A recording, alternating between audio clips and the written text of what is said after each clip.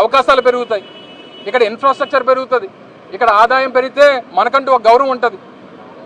మన ప్రాంతం నుంచి ఇంత ఆదాయాన్ని రైల్వేకి ఇస్తున్నామనంటే రేపు గట్టిగా ప్రశ్నించేటువంటి దానికి అవకాశం ఉంటుంది.